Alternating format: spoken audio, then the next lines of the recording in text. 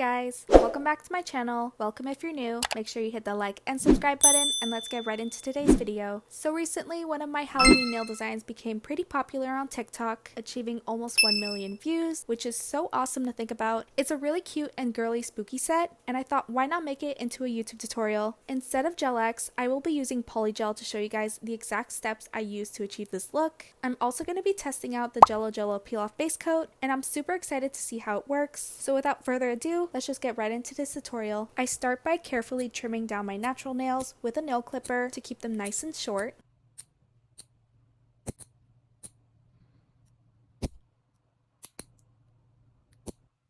Using the Sally Hansen cuticle remover, I'm applying some onto the cuticle area, waiting 15 seconds for the cuticles to soften, then pushing back my cuticles with a cuticle pusher. After pushing them back, you're going to want to wash your hands with some warm soapy water to completely remove the product. And I like to go in with the pointy end of my cuticle tool and further scrape off as much of the dead cuticle as I can.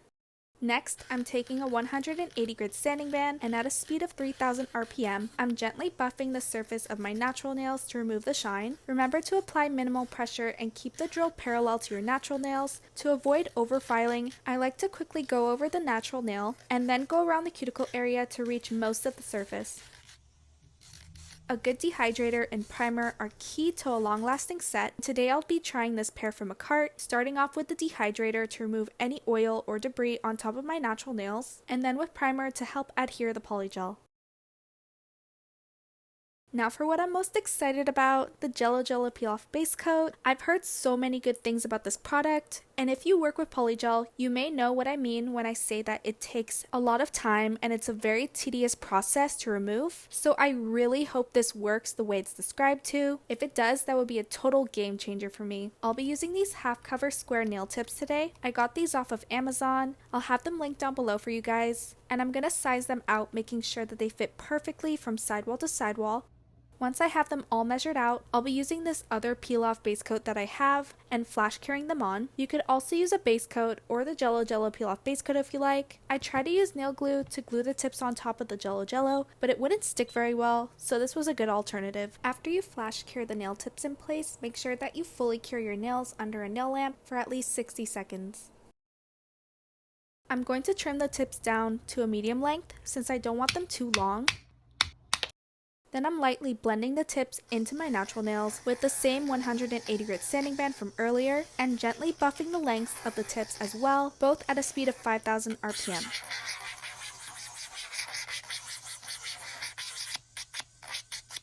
I like my nail tips to lay as flat as possible, so with this 180 grit hand file, I'm filing the edges to a crisp as well as the tip.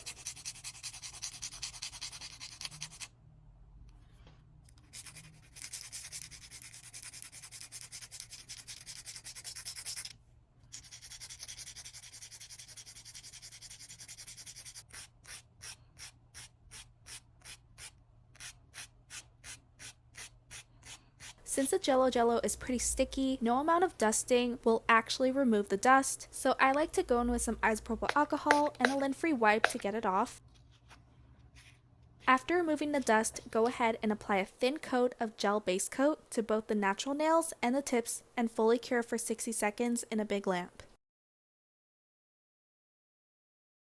This was my full prep routine, and now I'm ready to go in with my polygel. I'll be using this one specifically from a cart in the shade Cheeky, along with 99% isopropyl alcohol as my slip solution. For nails this long, I like to use the 2-bead method to ensure that a neat apex is formed. I start by submerging my brush in the isopropyl alcohol and lightly removing the excess on a lint-free wipe before going in and lightly tapping down the polygel. The isopropyl alcohol should help prevent polygel from sticking to your brush, but if it starts to stick, you can simply clean off the polygel from your brush with a lint-free wipe and repeat the steps by submerging it again in the isopropyl alcohol and removing the excess. I'll continue to pat and disperse my first bead all over the entire surface of my free edge, keeping it as even and smooth as possible. I also avoid patting down too much of the polygel onto the sidewalls. I instead focus on leaving a thicker amount of gel along the middle or in the center and keeping the sidewalls thin. Once the gel from the first bead has been dispersed, begin swiping the excess towards the tip, and then you can simply use the dual-ended portion of the polygel brush to cut off all the excess gel. I personally like to save the excess polygel by simply using it as my second bead, aka the cuticle bead. Of course, make sure that you fully cure the nail for 90 to 60 seconds before going in with another bead. Place the cuticle bead directly underneath the cuticle area, leaving a gap between the cuticle and the bead. Then gently pat down the cuticle bead and tuck it underneath the cuticle. Make sure that you're really gentle because this bead is also forming the apex. The apex is the highest point of your nail, and the longer your nail is, the higher your apex should be to prevent breakage. Once I cover the cuticle area, I'll swipe the excess down again, and with a clean brush, I'll go around the cuticle and swipe off any gel that may be touching or close to touching my skin before fully curing my nail again. After curing my nail, a sticky inhibition layer is left and can simply be removed with a lint-free wipe and acetone or rubbing alcohol. It's important to remove the sticky layer before starting the filing process, otherwise it may cause some trouble. I'll start by filing using my Melody Susie nail drill and an 80 grit sanding band at 15,000 RPM to debulk.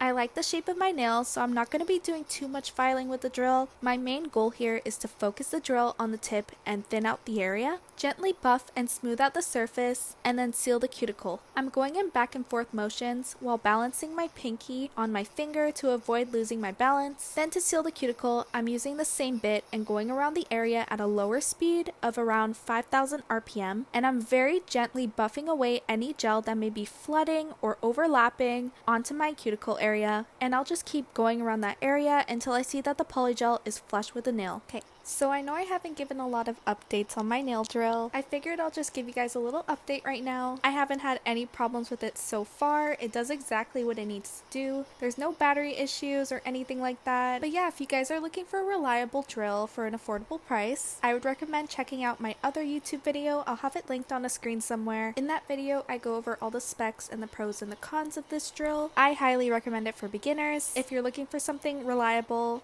yet not too pricey. If anything, I really wish I would have invested in this sooner because it's so much better than all of those cheaper nail drills on the market. I also now have an affiliate discount code that you guys can use if you would like to save some money on this drill. I'll have everything linked down below for easy accessibility. Next, I'm going to be using a hand file. This one in particular has both an 80 grit and a 180 grit. I'm using the 180 grit specifically because I don't want to overfile the sidewalls. They are pretty thin already, so there's not a lot of product there to be filed off, and I'm just going to use this to make the shape as crisp as I can.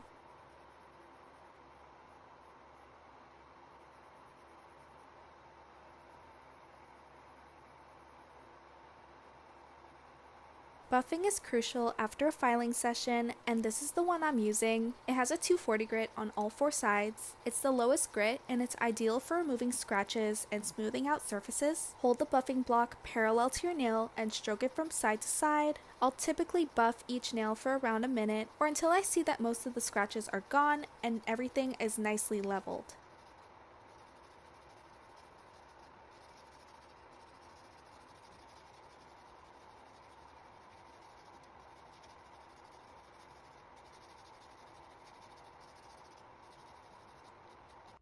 After buffing and filing, I like to wash my hands to remove all the dust and come back and cleanse my nails with 99% isopropyl alcohol to remove any remaining oils.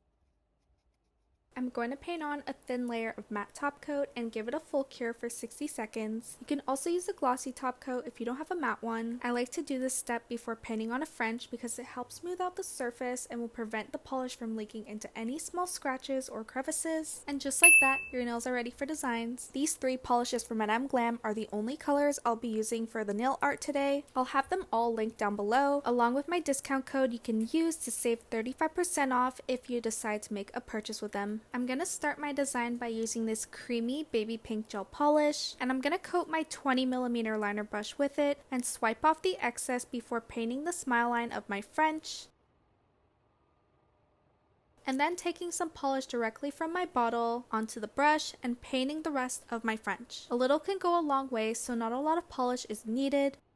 Then I'll just use my liner brush to coat the sidewalls and fix the smile line if needed. I'm painting a deep French on both my middle and my pinky. These are the only two nails that will have a French design. I'll also be placing these black bows on top of the French, as well as like a black outline with black gel polish, but we're gonna do that later. And the other three nails will be fully coated with the baby pink. This gel polish is already a one coater, but I decided to add 2 coats just in case because I wanted it to be as opaque as possible to get as close to the cuticle as I possibly can. I'll use a 7mm liner brush, coat it in the baby pink gel polish, and lightly line the area before giving my nails a full cure for 60 to 90 seconds. With a creamy white gel polish and some watercolor or blooming gel, I'll be creating a couple of small ghosts. Use the biggest dotting tool you have to pick up the most product and paint on a thin layer of blooming gel, using the dotting tool to add white gel polish in swiping motions, dragging it across towards the center. Let it spread out on its own by waiting 10 to 15 seconds before giving it a full cure. Cure it when you're happy with the design, and then that'll stop the blooming process. I'm replicating these same ghost patterns on both my pointer and my ring finger. For the thumb, I'm doing something a little different. I'm only going to create one ghost on the edge, and I'm going to make it a little larger than the others by swiping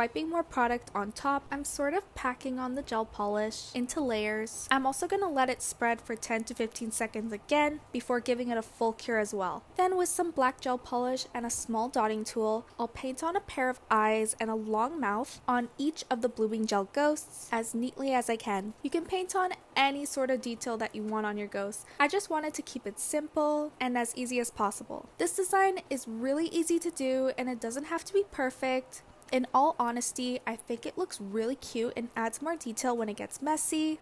I'm using my 20mm liner brush again and coating my brush with the black gel polish to create an outline on my French. This part was, in my opinion, the most difficult detail to do out of everything, especially when you're doing it with your non-dominant hand. But I like how it complements the bow, so it was kind of a must for me. If you make any mistakes like me, however, acetone and a brush will be your best friend.